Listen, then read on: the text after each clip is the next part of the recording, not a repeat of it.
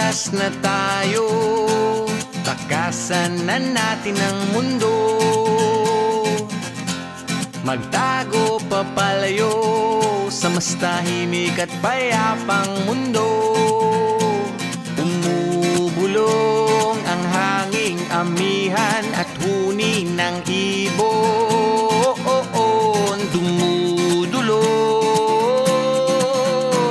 at tinatawag na tayo ng bundok.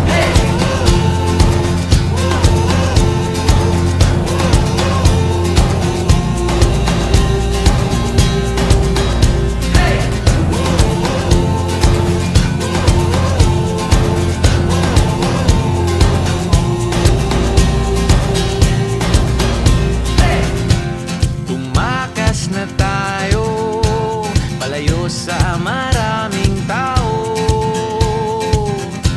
Tumiwalay at magtago sa maingay at malabong mundo. Bumubulong ang hanging habagat at hampas ng alon. Dumudulog at niyayakag na tayo ng karagatan.